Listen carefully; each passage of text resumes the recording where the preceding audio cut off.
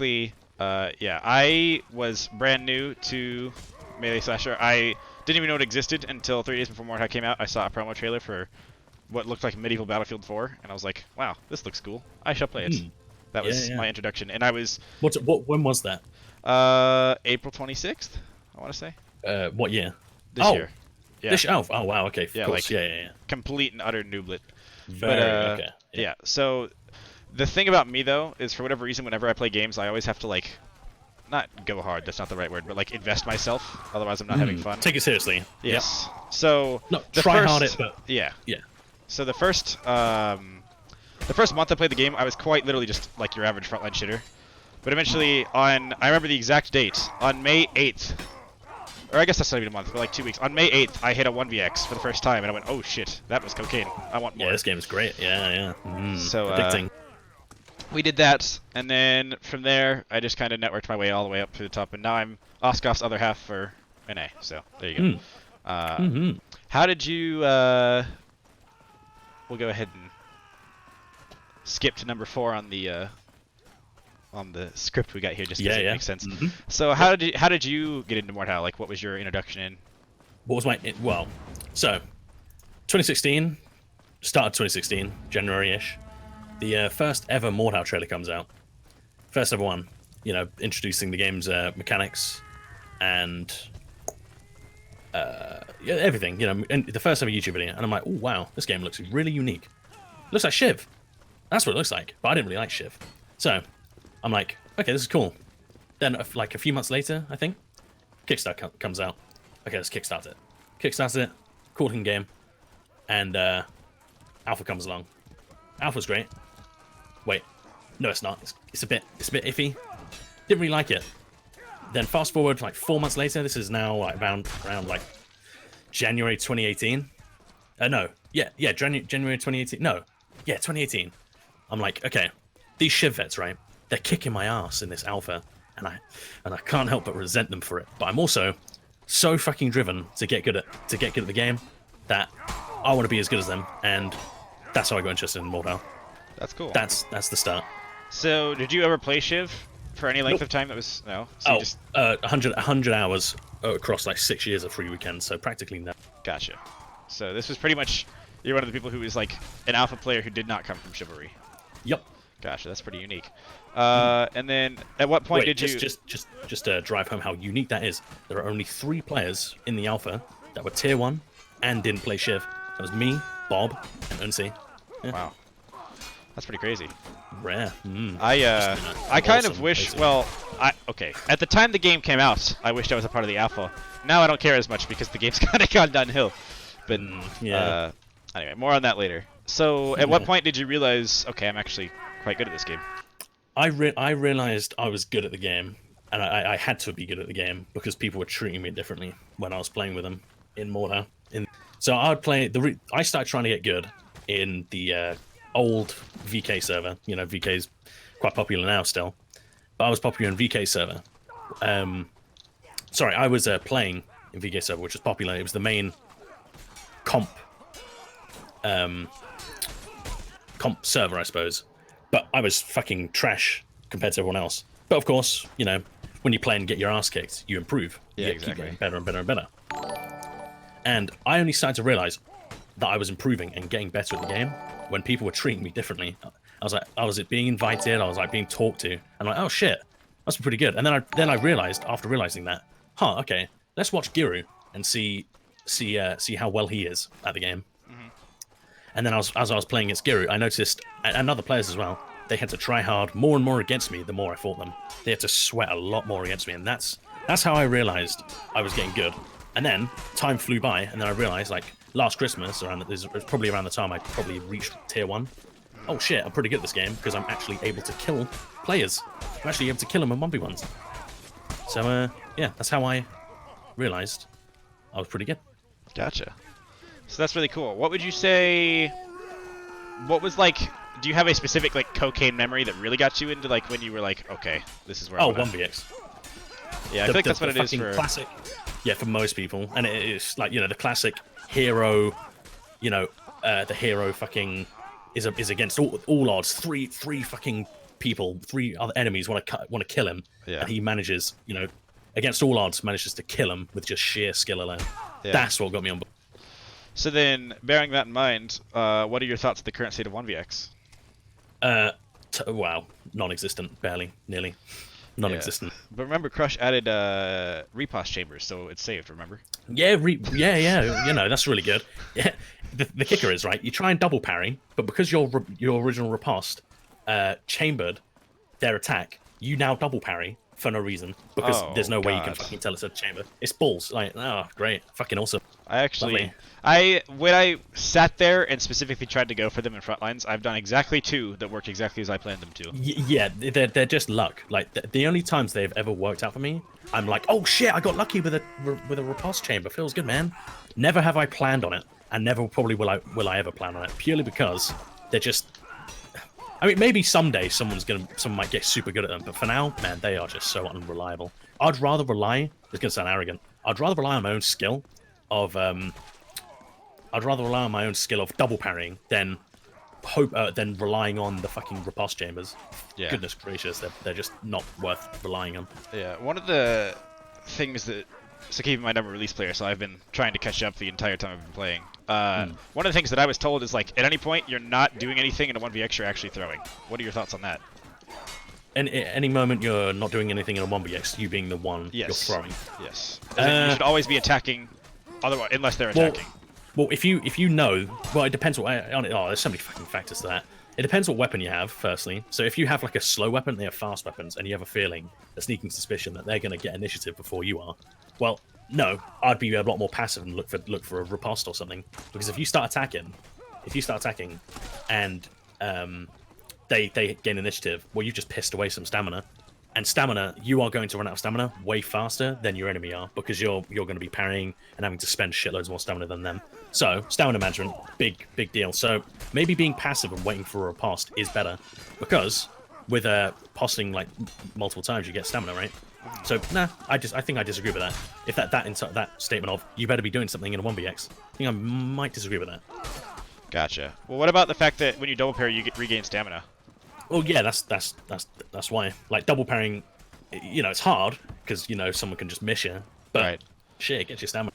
So might be worth trying. Yeah. I also saw they added team flinch into the game as an option to toggle on in servers, but it's off by default.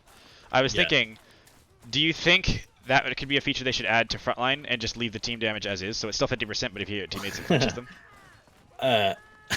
It would be an incredible buff to 1vx, in my opinion. It would be. Yeah, it would be. That'd be like that. Oh, that's kind of a bit of a wet dream, to be honest. Because having 90% of my, maybe not 90, like half of my deaths when I'm in a 1vx in a frontline pub, are down to enemies missing me and being silly and hitting their team. Right. Well, hitting their team. That'd be an insane buff, yeah. But you'd get trolled like crazy. You could get trolled like a motherfucker. That's true. Just getting flinched by your team. But yeah, absolutely, that'd be a great buff. Yeah, I guess it's like made the game easier. It makes for 1vx. stream sniping worse, but it makes 1vx better. Yeah. Well, for the average Joe, yeah, it'd be better, I think. But what if they just got trolled? What if there was a troll on the server? But I suppose they can get booted. In fact, yeah, I suppose ignoring like streaming, right? Like streamers, to get team damage it'd be better. Yeah, it'd just be better. Yeah. Okay. Devs, get on that, please. Thank you. Anyway, yeah. We'll move on to... I say devs, Crush. Yeah, I've gotten into the habit of not calling out Crush because it didn't go well last time. Oh, but anyway. Yeah, it never does. Let's see here. We'll move on to streaming. This is a nice segue. What's it like to stream Mordhau on Twitch, and how did you end up doing what you do? Okay, start with how I started streaming. So, I saw Giru and others, and like Clean, and like, oh shit, there's a big fat vacuum of players that there's a big demographic of people that are looking for a player to watch so they can get better. Everyone, like, there were a very short supply. Good players who are also streaming the game were in very, very short supply when the game came out. Naturally, because no one's good at it, barring alpha players, and there's not a lot of those, and there's even fewer of those streaming. Like, the only ones that come to mind are Rick, Giru, Clean, and Jax, and that's it, really. Honestly, that's all I can think of. Oh, and Wizardish, of course. That's all I can think of. So, I started streaming, and being the you know, the heartbreaker, witty man that I am, Yeah. I gained a following. See, I'm scared. I'm scared. Just saying, I'm being sarcastic. I'm just memeing, not this arrogant. Anyways, I start streaming, and naturally, people notice. Oh shit, this guy's good because he played the alpha. That means if I watch him, I can learn some stuff of him, and I'd assume that's why and how I got popular on Twitch. That's cool. So And there was another question, right? What was the next one? yeah, it was like, what were your origins in gaming as a whole? Just like way back. Oh geez, okay. Origins in gaming as a whole, probably Halo. Oh, of course, Stouty as well. Paralyzed Daughters, yeah. So I'm reading your chat. Yeah. Yeah, Stouty as well. Well, gaming as a whole. Gaming as a whole. Halo, yeah. Yeah. So it was Halo. Yeah, go on. I was gonna say, if chat has any like intelligent questions to ask, that's perfectly appropriate for you to point them out. Like, that's what they're there for. So. But yeah, Halo. So what year would that have been? Oh jeez. Oh god. Like 2004 or 5. I'm like, oh, that games are cool. And then I played Halo, and then I noticed, like playing against my brother, that my brother's kicking my ass in this game. He's way better than I am, which then made me want to be, which made me like, man, I want to beat my brother. I want to beat him at games. I want to win. And then, boom, interested in getting good at games at a young age. And that was when the competitive mentality was born. Yep, absolutely. That's cool. So, what was the first like online multiplayer PvP game you played? First online multiplayer PvP I mean, game. I guess it could have been Halo, but What? Yeah, was it though? Oh god, that's such a hard question. It might have been Gears of War, or was it? It wasn't a PC game. It was on Xbox. It was a bit of a console pleb. Fucking hell. Yeah, I think it might have been Gears of War. Like Gears of War multiplayer. That was probably it. Really, Gotcha. really like that. But wow, I kept playing it and kept trying to beat people. I am unable to do so. Some of these questions, Yeah. man. Fucking hell. Damn. Shut Shut up, Roge. Shut up, man. And then, what would you say was Mordhau the first comp game that you really became like a top tier player in, or is there any before that weren't? There was. So I don't know. I don't know if I might get laughed at. In fact, I probably will get laughed at. cares, It'll dude? be all right. Fauna. I think that's probably Fauna's the first game I'm that not I was familiar like with Fauna. probably like one of. Sorry, For Honor. Sorry. For Honor. Oh, really? For Honor, yeah. For Honor, yeah. That's interesting. I also came from For Honor. I had no idea that was the there case. you go. So I wasn't like, do you know who Oscar HM is? No. I think Okay. I know the guy everybody knows, which is like the what's his name? Yeah, what you mean? Who's that guy who's like the best player or whatever? He's like, who's that streamer dude? Clutchmeister. That's his name. Jesus Yeah, Christ. I think I'm familiar with him. But anyways, that doesn't matter. Yeah, in the EU at the very least, I was one of the best Orochis. Oh, really? Orochis, I guess. Okay, yeah. But take that with a grain of salt, because in For Honor in the early days, all you had to do was know how to parry and not fuck up parrying, and that's the game. Whoever attacked first lost. So you could technically say I was one of the best. Yeah, it was the turtling meta. That shit sucks. Yeah, turtling. That's all you need to do. So yeah, that's it on a technicality. So how are you in Orochi in a turtle meta? That doesn't even make sense. Oh, because what you did. Well, here's the thing. So it came down to up light, zone, and that's it, right? So that's not a lot of attacks, but they're really fast. So it came down to you staring at your enemy, your opponent, right? And whoever got bored first used one of those attacks, used one of those mix-ups, and that was the comp. That was it. Yeah. For God, me, I at remember least, that. for my character. I played Release Kensei, dude. That was a mistake. Yeah, Kensei was shit at the beginning, but then they fucking made him They insane. reworked with, him like, with the pommel strike and all that stuff. He could and it fly around and shit. Yeah, Yeah. and also and that I remember. Oh fucking hell, yeah, I remember that. Yeah, but I remember Kensei being trash. The Yeah. only viable characters were Warlord, Peacemaker, Peacekeeper, Yep, Peacekeeper. Orochi, and the Ninja when that was first introduced. That And was also fucking Conqueror 50-50. for a while, too. Oh, and the Warden. Oh yeah, the Conqueror. Warden was the Vortex. Yeah. Was the Vortex. 50-50 spams. Haha, good character. Anyway, we're not here to rant about For Honor. Yeah. But, yeah. So, somebody asked, do you seriously play any other games besides Mordhau at this point? Like, out of your schedule? out of my schedule. Oh yeah, there's a game called 7 Days to Die. I've been playing a shitload of that. It's quite Is that? Yeah. I've heard that the name. survival zombie Minecraft voxel based game. Oh, Zombie one. gotcha. So it's like a okay.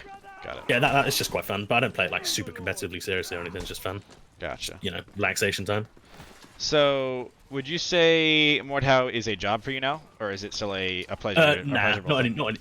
not anymore. I'm easing my way back into like working in the mornings now. But I've got a sick schedule where I work in the mornings, and then when I get back, usually I'd take a break and then go back to work. But instead of that, I'm streaming. So that's a good schedule. So it used to be, I'd say, because I streamed a shitload more. It used to be like a job because I got a significant, a substantial amount of money from it. Gotcha. But not anymore. You know, naturally, because the popularity has gone down and things have slowed. You know. Yeah, I feel that. All right, we're gonna jump to question 2 now. Do you want to open that up, or do you want me to? Question 2. What do you think? Oh, yeah, you open it up. Okay. So the question is, what do you think would need to happen to get the comp scene into a better place? Okay. Alrighty. Gonna have to think about that just for a sec. What do you? Okay, let me read that. Just. What do you think would need to happen to get the comp scene into a better place? Not an overhaul, but just certain things need to just be done. Yeah, I'll elaborate. So, the game, there's so much going against this game. The game has been fighting an uphill battle in terms of competitive since launch, since alpha, I guess, since the first ever anything. So let's list them. Game's really niche. Game's extremely niche. No, it's not like I see it like a FPS game where everyone's familiar with.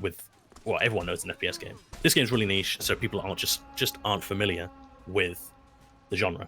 Secondly, it's just quite hard. The skill gaps and ceiling and skill floor. The skill floor is really quite high.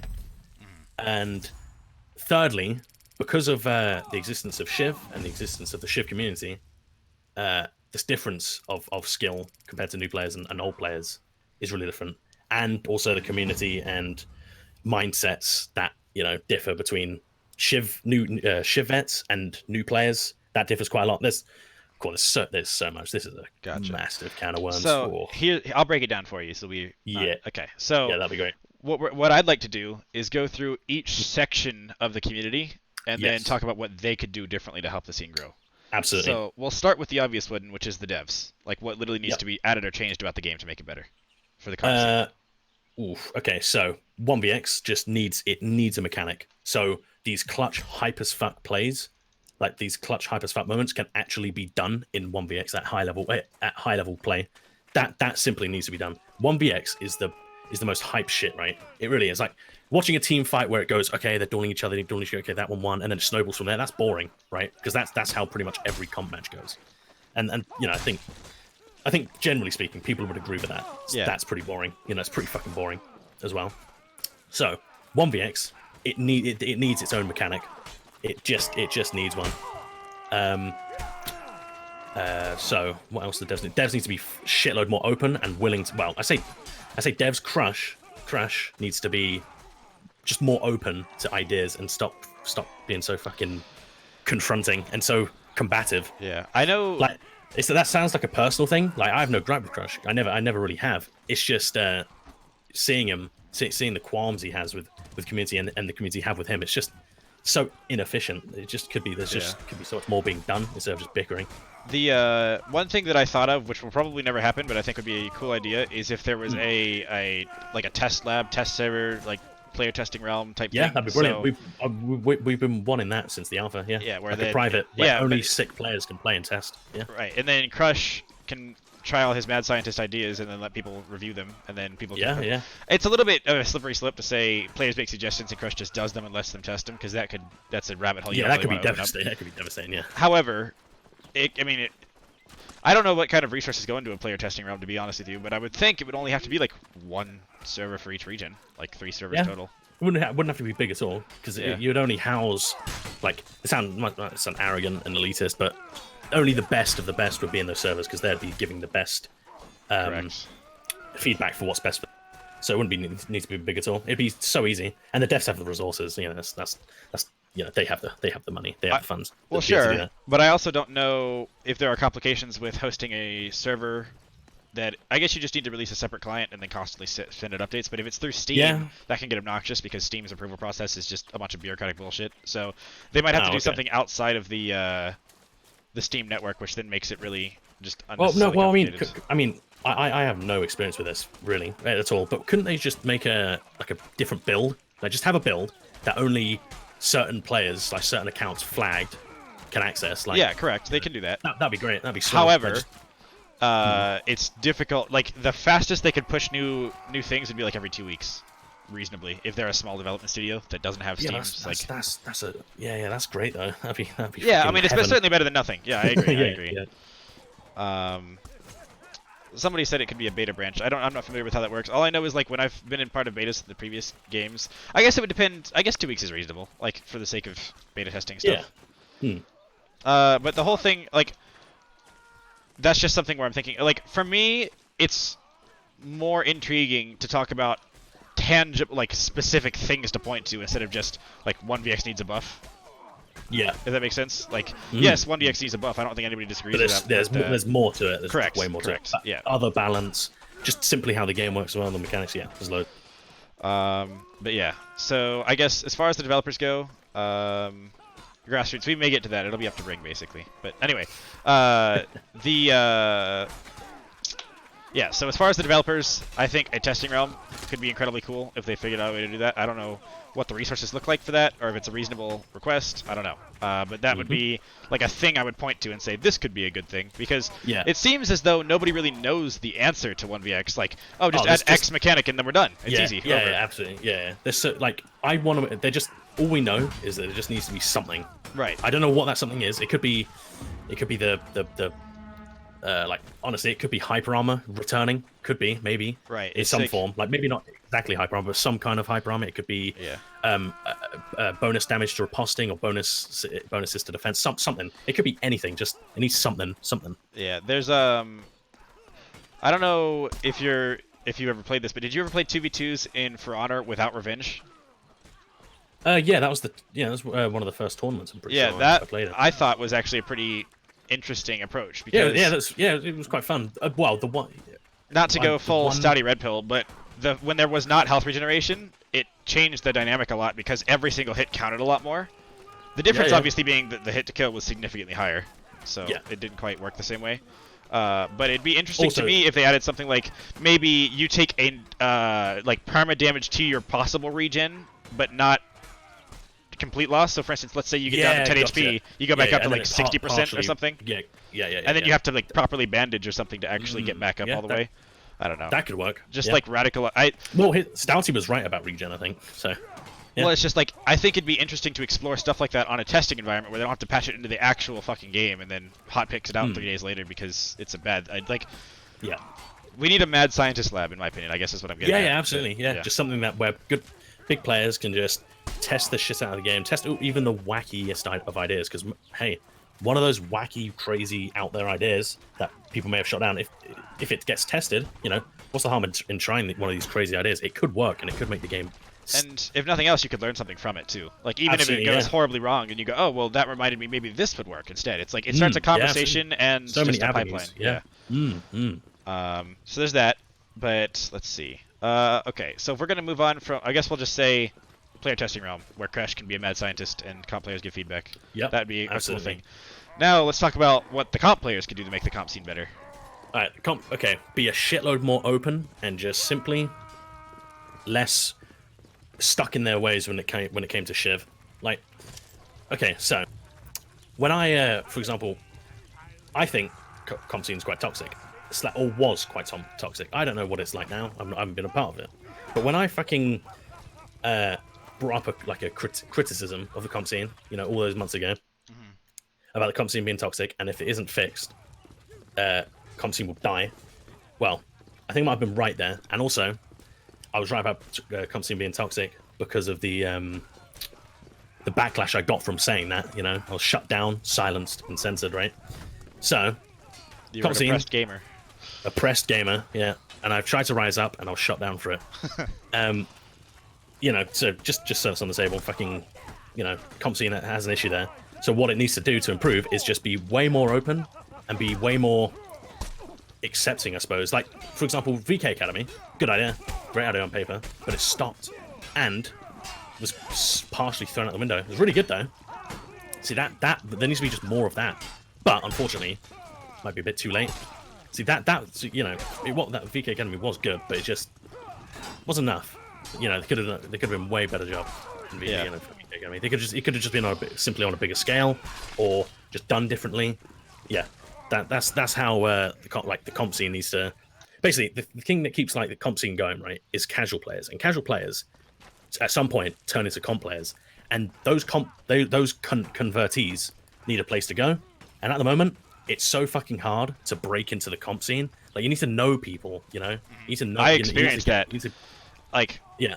I don't want to say this is my expertise, but it was something that I had to go through as a new player that was brand new, so I might have a unique perspective on it that you haven't had access to. But somebody said casual players don't become comp players. That's okay, yeah. What I mean, that is false. But maybe he means as in like they're a casual player. They're not a comp player. What I mean is a player will come along, casual or not, and be like, okay, let's play this game, and then they'll figure out if the game's for them. And then if they do like it, like I did, like I was like, oh yeah, this game's cool. I really like this game. And then I played it and like realized, oh shit, I want to get really competitive at this game. I really want to get competitive at this game. And then boom, you've got a comp player now. That's what I mean. Well, also, I think people, when they say casual players don't become comp players, there's a difference between a comp player and a top-tier comp player. Like, in most games, you have comp players who are not winning prize money. That is a big distinction. Like, that's a big distinction that needs to be made, I think. It's like pro players. Yeah. Like pro players, you could say casual players don't become pro players, but a lot of them do become comp players. It's kind of like if you were to look at, for instance, Overwatch. There are people who will just play custom games and quick play, and those would be deemed casual players. But there are a lot of players who grind the competitive playlist but end up in diamonds. And they're still comp players. They're just not winning prize money. Yeah, that's very, very, This game literally doesn't have that, unfortunately. But it's just one of those things. Like, there is no point in being a mid-tier team because every single thing that is out is an event that all the top teams are in because it's so small. So if you wanted to have your team compete, you're just gonna get curb stomped by top tier teams. There's no compromise there. There's no competition. Well, there is competition, but it's only like so in EU. From what I understand, there is no competition. Truly, it's just VK has a monopoly. It's just In EU or there's no interest there. Yeah, in NA, if I understand correctly, there are like 5 teams. Yeah, there are 5 teams that all have a chance of winning. Yeah, obviously Tempest is still favored.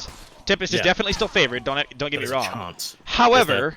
Like, even Nemesis, I'd give, like, at least a 20% chance of beating Tempest. It's not, like, 0. You know what I mean? So, yes, if they play 5 times, they may not even win 1. But there's, like, Tempest has to make sure they don't win, if that makes sense. Yes. Like, they can't run Rocks and Tourney, for instance. Yeah, but anyway, the whole thing that I was going to get back to, though, is, like, the quote-unquote come-up of a comp player. The path I had to take was arduous enough, not to, like, play the victim, but even now that path doesn't even exist. Oh, yeah, I know. It's AIDS. Like, okay, it was very difficult for me to become a comp player because unless you're here's the thing. Like, I'm going to speak about my experience in the alpha. Unless you're really extremely super duper promising, super promising player, you'd get booted from the comp server. Like in VK in the alpha, you just get booted. There was no chance. So what you need to do is be a prodigy. Like oh god, that sounds so arrogant. But you need to just somehow it's true though. Luck be super fucking good at the game, and then because of that you're now seen as you're now respected because, like I said earlier, you need to be good at the game to be respected. Unfortunately, you need to be super good at the game to be listened to and respected. Yeah, of course. One of the things, like, I'm just gonna go back through my experience and share it just so people have a perspective, and then we'll talk about how that doesn't even exist now, and then like what could be done, like legit, like physically done. So we've talked about comp players need to be more open, but I'd like to again narrow that down to like a specific do this exactly thing. That's kind of what I like to work towards for these podcasts. But for me, I got into the game, I had my 1vx cocaine moment, and then the hook was in. I assume that there are other players like that. You have that one moment. Yeah. I had a 1v4 with Bill Hook on Frontline. It was nothing noteworthy at all, but it, for whatever reason, got me hooked. And then, no pun intended, because Bill Hook, whatever. Okay, anyway, we moved on. Then I was like, man, I really want to get better at this game. And then somebody somewhere, I don't even remember who it was like, oh, well, there's this Discord called the Mordhau Competitive Group Server. You should join it, and there's like pickup games and stuff. I got lucky finding someone who actually shared that information. It was not published anywhere. That was not a thing that was like marketed at all. It was not in the branding. There was no communication from the devs. Normally in games, the devs have like a direct hand in the Comp esports, scene. in the comp scene. Yep. But anyway, I joined the MCG and I started playing pickup games, and I happened to be dedicated enough that I played like multiple pickup games, like 5 days a week at least, because people actually played them back then. They don't anymore because comp players don't like playing with quote unquote shitters anymore. So there's that. But yeah, I got in there, and at the time I actually played so much that I talked to Nathuk, who we'll come back to later. But he gave me the pug captain role. He was like, hey, since you've been playing so many pickup games, feel free to host. And by playing so many pickup games, I got to know all the comp players in the scene that were playing pugs. So I got to know at least a handful of players from like every relevant team, which meant that people peripherally knew I existed. And what that ended up resulting in was me joining my first team, which was Entropy at the time, and it was where I learned how to properly duel, because that hadn't even been explained to me yet. Which everyone now is like, well, duels don't matter. Like, when you're literally less than 100 hours in, they do matter. Dueling is the only thing you should be focusing on, really. Right. Because 1vx is so much bigger. There so comes a point where you do need to be... Yeah, so we did that, and then there's a guy named Cashmate who... He also streams, some people may know him. But anyway, he taught me how to duel. And then Entropy basically eventually was like, hey, you're good at duels, that's fine, but you're not really good enough at like team play. You don't cooperate well, you have a big ego, you're all in your head. We're not going to put you on a comp roster right now. And I was like, well, shit. So I left. Yeah, boom, dead end. Yeah, I left, and then I made my own team that was significantly lower tier, but it allowed me to like control the rate at which I was fighting scrims because I was the captain, right? Yep. And then went from there. I learned how to actually play on a team, and then Venatus had their little qualifiers for their tourney that happened in like August, like early August. But our team went to qualify for that, and we got eliminated first round by another team, and that was kind of a wake-up call in itself. And then there was some drama in the team that I'm sure any people will meme on, but basically I ended up leaving because my team didn't like the way I was running the team. They said either you need to step down or basically we'd like you to keep playing as a player, but we'd like you to step down as leader because we don't like the way you're doing things. And I was like, well, I'm just going to take this as an excuse to like go out and see what I can do. So then instead of joining a team, I made the community league in NA, which ran for 5 weeks, but that was like a whole thing because there were a lot of people who were unhappy with the way Venatus was running things. There were some controversial decisions made that people didn't really agree with. And I didn't make the league in protest of Venatus, but I'd be lying if I said I didn't capitalize off of the disdain. Yeah, exactly. Yeah. And also, Venatus wasn't even offering a league at the time, so I was like, well, I'll just do something they're not doing, so it's not a direct like insult to what they're doing. And that was a cool thing. But then, yeah. So from there, I finally joined another team, played that, and then that team, the leader was questionable, so I left that team, and now I don't even play comp anymore. I prefer actually thinking up strats for invasion. That's like my thing now. Yep. Because I found there comes a point for me where I have more fun thinking about the game than actually playing it for prize money, except there is no prize money anyway, so it's like there's not much of an incentive. So if I'm not having fun playing comp, and there's so much... I talked about this in the previous podcast. Yeah, there's a lot of hurdles for not much of a payoff at the end. And then, oh, Stouty, thank you for the raid of 78. I know Stouty was talking about wanting to join the podcast. I don't know if that would interest you, but... oh, fuck yeah. Fucking up, Stouty. Yeah. We'll see if we can... If he's ready to rumble. Stouty, if you'd like to join the podcast, just type !Discord and join the server, and then join the Drag Me voice, and I'll get you in here. But, I love Stouty. Yeah, but anyway, so that was a... That was the thing that happened. All right, enough about me. I don't want to talk about me too much, but basically my point is it was an incredibly arduous journey for not much of a payoff.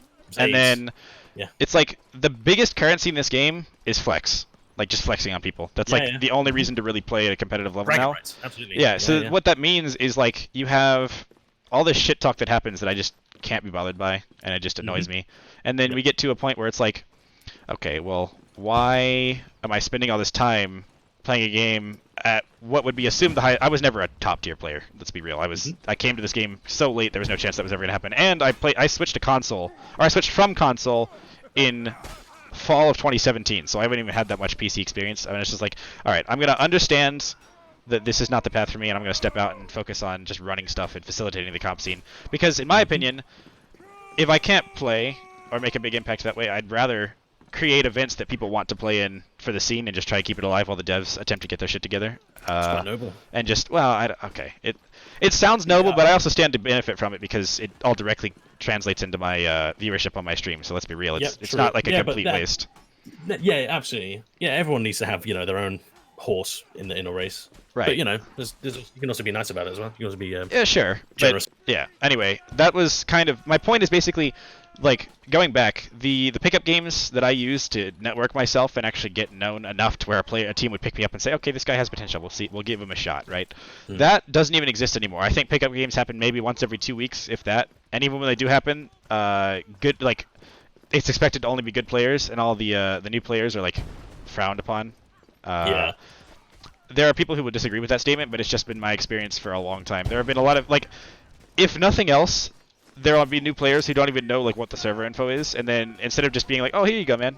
I'm excited to see you play," it'll be like, "How do you not know the server info? Idiots. Let's go. Come on." It's like, I don't know. If you don't know the server info, you must be a shitter. Yeah, well, it's like, is this your first pug? Are you kidding me? Yeah. It's almost. Yeah, it's almost like an outsider, insiders looking on upon outsiders. Like, you're an outsider. Yeah. How often does maybe I'm completely out of the loop, but how often does EU do pickup games? Is that even a thing that happens? Yeah, happens. It happens quite a lot. But the thing is, it's always just I just don't. I don't see a lot of. It's good that there are plenty of pickup games. I'm in quite a few servers. I'm in Enigma's server. I'm in Post-Successor server, and there's quite a few in-house scrims and such. There's quite a few. Right. So it is a thing. It is definitely a thing in the EU. But is it a way for comp players to have fun, or is it a way for new players to get a taste of the comp players? Comp players are just meme and have fun. Right. So not to say that they're not good. It's just anyway, the whole idea to bring it back to actually making a point out of all of this. The path to being a comp player kind of sucks right now, and I think one of the things that can be done is, believe it or not, actually some sort of a series. I know there's a guy on YouTube called Knights who's talking about how to duel properly, but I feel like dueling now isn't even the thing that people don't know. There are enough ways to learn how to duel, whether it be duel servers or whatever else, but we have a lot of players now who are really good at duels, but have no idea what the hell to do in a team setting. I have yet to see a single video where there are a series of players talking about how they play as a team. Because, one, they're either sharing government secrets that can't be shared, or they're sweaters trying to keep their strats, or they're just not interested. So they're just indifferent. Yeah, true. So I would love to see some sort of a series that talks about stuff besides just duels at a competitive level and tech spam. So how to switch properly, what the mentality is going around that. I have yet to see any sort of a resource on that. I would love to see anything that talks about hey, this is how you play in a team properly. I know it's a meme in EU, but in NA, when we had skirmish, we would actually have different roles we played, whether it be I remember. Everyone said it was all right, Roman Legion, get your shields and hold the line. That's not really what was happening. It was more no. We have a dude with a spear who sits behind and make sure to hit people who are in wind up to peel them off of targets and that sort of thing. But for us, I don't feel that's been explored in the EU, so shit, it could be super viable. Well, the problem is now in Invasion, engagements are a lot more scattered, so having quote-unquote support players are a bit out of the meta. But anyway, the whole thing was, it got memed on, and that was okay. But the whole thing was, for me, I was on a team that I would have considered mid-tier. They were called Pure, and then they changed to Equilibrium. Doesn't matter. They're pretty much irrelevant because they're dead. But on that team, there was a player... Muffmeister, who was supposed to be here, but whatever. He came in and was like, oh, well, I mean, this is how you play in a team. And then none of us had access to that information, so our minds were literally blown. It was like, oh my god, you actually play intelligently. And then we didn't feel so purposeless and without direction in team fights. Now you have direction to improve. It provided, exactly. That was such a menial thing, and every single comp player will literally laugh if you share that story for some reason. It's what the hell? How did you not know? It's obvious. And it's I don't know. I'm not convinced that it is as obvious. Yes, exactly. I think there's a disconnect between people who have been playing chivalry for half a decade to people who are... It is second nature to them. That's what I mean. That's what I mean. It's just so exclusive. In fact, that's exactly what it is. It's so exclusive to be a comp player or be in the know of how to get good at the game. It can't be. It needs to be open. It's Oh yeah, it just needs to be way more open Right. and out there. But Ren, I know we're two non-comp players talking about comp, but I think that's a perspective that isn't explored often. That's kind of like the point. well, hold on. Let's call that. Let's call that out for a sec. So, Ren, you're saying that we need to be like super strong players to talk about a dying comp scene. Seems like there should be more and more players talking about this, even if they're not comp players. Right. It's just like, okay, it was really Ren and Ridley, but whatever. The point is basically there needs to be more of a conversation about why there are not more players coming into the scene. It's like everyone knows, well, it's because they're not and stuff like that. But it's like, why? What is so? Let's say you're a comp player right now, or no, let's say you're a casual player right now, and you're like, I'd like to play some comp in this game. I'm pretty good. Let's see. You ask around, you're like, I think I'm pretty good. I'd like to join a team, and then they go, no, you're not, noob, shitter, get out of my face. See you later. Yeah. And that's the end of the conversation. Like, oh, okay, well, let's get worth a shot. That's your not career, but that's your fucking chance of playing Mordhau competitively. Yeah. Let's go. Hey, Stouty, I see you in the chat. I know people were saying, I don't know if this is true, but people were saying you wanted to be on the podcast for the end. If you're interested, we can get you in. So the offer's there. But anyway, okay. So in summary, I would like to see some sort of a curriculum in some form that is addressing how to play in a team environment, regardless of the meta or the region. It could be the more the merrier. So if there's, let's say EU has a way that they do it, or I guess specifically VK because they're considered the best team right now. The best EU. Yeah. So maybe, I guess the people who have the knowledge about how to do these things efficiently. Here's my ultimate argument that I gave to Wizardish, which is, as of right now, people have very, very little to gain, but also nothing to lose at the same time. So basically, if you are a comp player, there's not any prize money you're at risk of losing. There's the potential of losing clout, I guess, if you tell another team your secrets and they just beat you. But I think that's almost like, right. I don't know. Here's the thing. They have everything to gain. Yeah, like you said, in fact, you just said it. They have nothing to lose. And very little again, I suppose. Yeah, you're right. There's no harm in all these comp players just releasing their secrets. Well, not releasing their secrets, but just being more welcoming. Yeah, it's not even secrets. It's like, at whatever point, let's say Tempest is like, all right, we're gonna take a week of our time and produce some sort of either teach players or I don't even like teaching players because it all happens offline and it's lost to time. It's like stored in the brain and people's perceptions are warped. Just having information shared, because here's my idea. If you were to grow, like, in my opinion, this sounds weird, but I feel like the comp scene should cater almost exclusively to new players, because right now you're not going to get viewership, and you're not going to get any sort of prize money, and you're not going to get any incentives, and at that point, all the time that the comp players have put into the game to get this good is not wasted because you're still having fun, I hope, but it's like you don't stand to gain as much. So yeah, there's no progression. There's no it's like picture. At whatever point a game is constantly, it's not constantly growing, it's dying, or any business for that matter. It's just like you cannot remain the same, otherwise it becomes stagnant. Like it's like Mordhau releasing and not getting new content.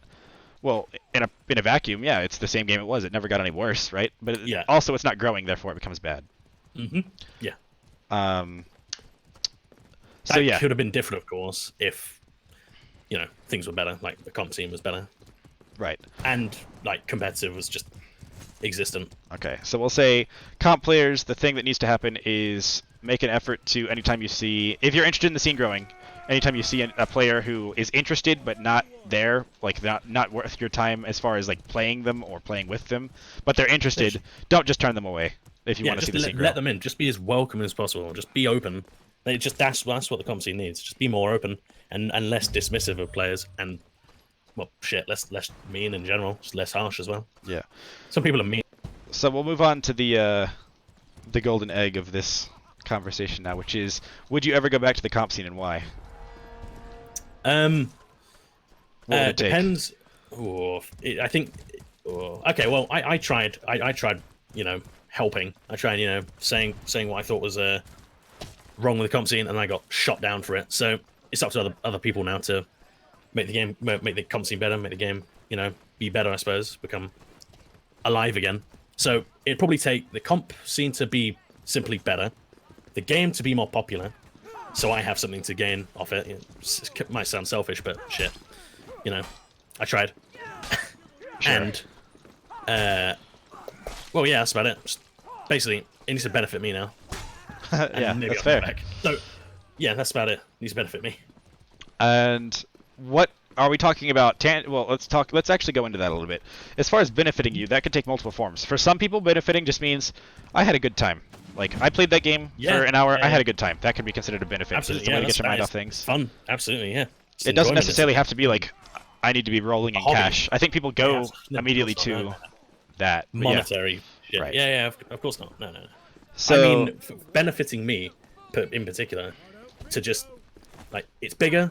It's bigger. It's better. It's just more welcoming. It has more life to it. At the moment, it's just what Shiv was, just a backwater, dead game. Just a backwater kind of not known. it's a cult classic. Yeah. That is the very, very nice way of putting it. Yes, a cult classic, and I'm looking for something a bit bigger than that, like Overwatch or Rocket League. Sure. Rocket League is a really good example. Rocket League. That's such a perfect example. If Mordhau could attain the same popularity and the same interest and so same competitive kind of ecosystem as Rocket League, that'd be so good. That'd be sick. Okay. So, is there anything that you think could be done outside of the developers just fixing the game to bring you back? Outside of the developers fixing the game to bring me back. Well, if they're just the consumer's better. Yeah, if the consumer's better, I suppose. Okay. Fair enough. So then we'll say, what would be an offer that could be made to you that you could not refuse? Okay. $1 million. No. $2 million. That much, huh? No. An offer that I just couldn't refuse. Yes. I don't know. I honestly don't know. All right. I'll be a salesperson and I'll pitch it to you. Okay. Righty. All right. So I've got this new team, full of players who are release players that are new to the scene, but they've been grinding their asses off, and we really like somebody with some alpha experience to come in and help them actually compete for a prize pool of $20,000 in a tournament. Yeah. Would that get you back or no? That could be really fucking interesting, actually. Yeah. Okay, that could be wicked. Coaching like some new players that are super good, super talented, but I have that kind of experience with the game. That could be wicked. That could be super fun. Yeah, I'd like that. Maybe that'd get me back into it. How much? Yeah. So that for me, I think coaching has been something that I think is a little bit untapped, and I also was thinking about proposing to you, not in a serious way, but just like think about it, because if ever you find yourself like, man, I don't really, for me at least, it was like competing didn't really scratch the itch in the current sandbox, but I'm still invested in seeing the scene grow, because if it ever does get huge, then I would like to be a part of it.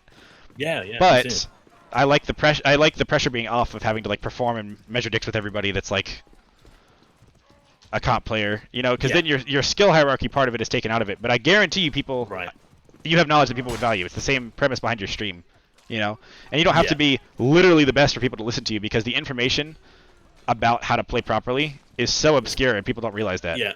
It's valuable to new players, absolutely. Right.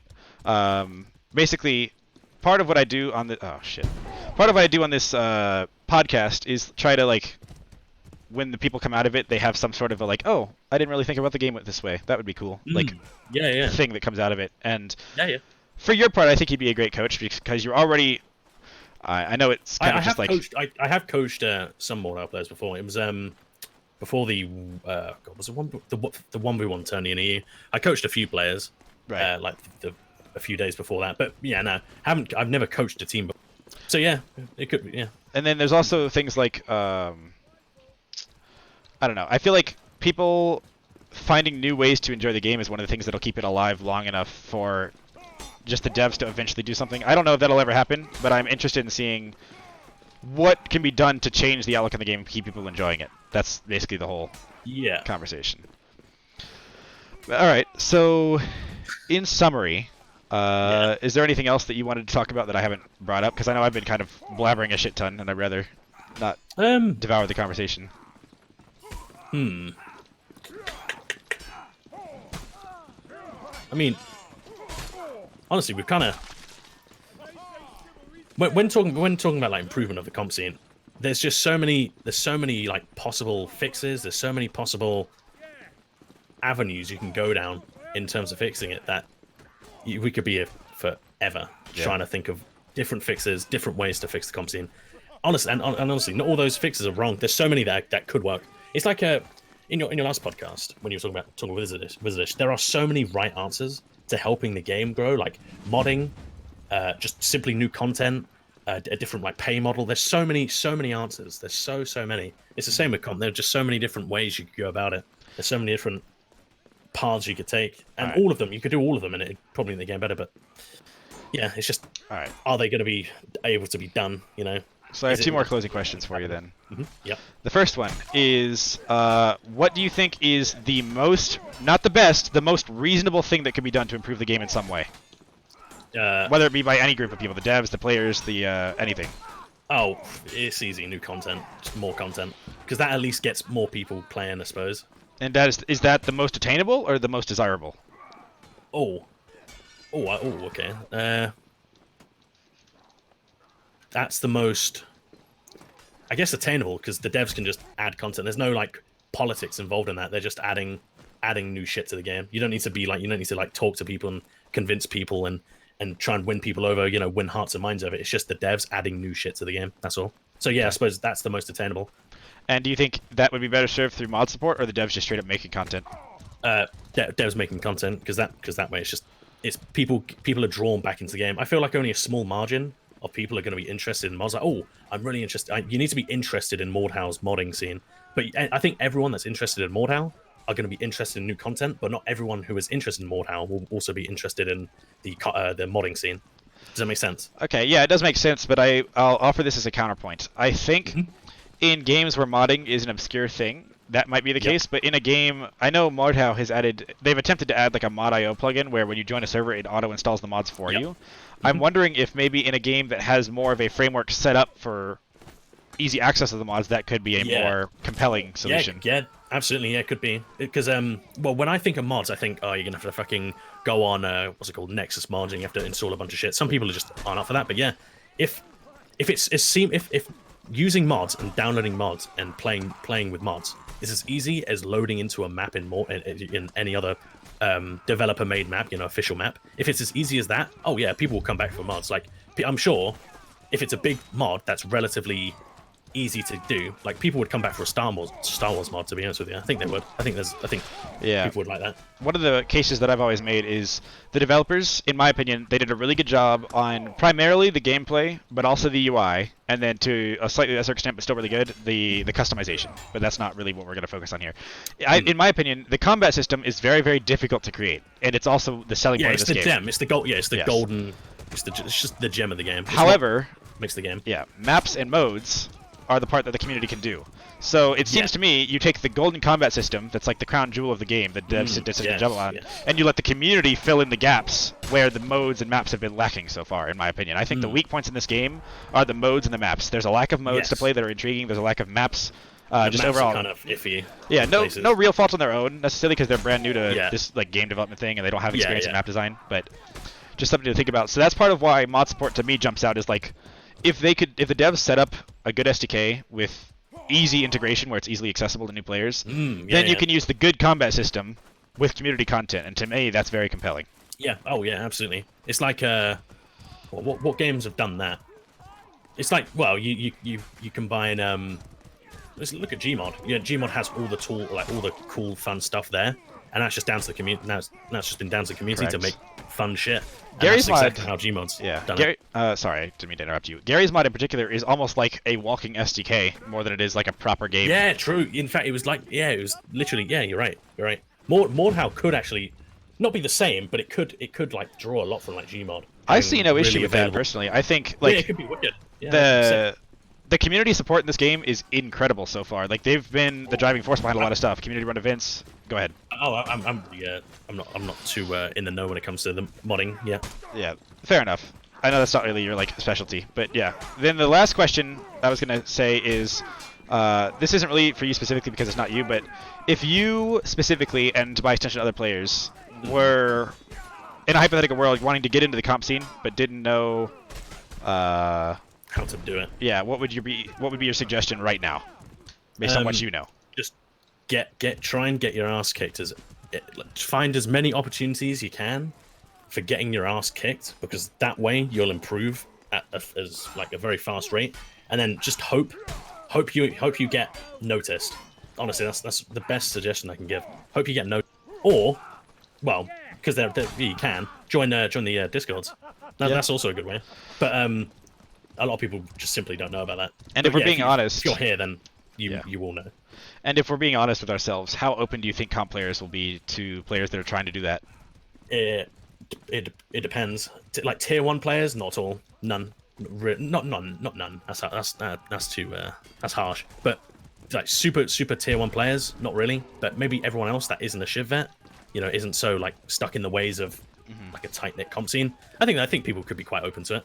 Quite open to just new players, new fresh blood coming in, and just seeing what it's like, because it's no different from like the release of the game, right? Yeah. But there just needs to be way more of that, just in way bigger supply. There just needs to be an easy, almost like factory like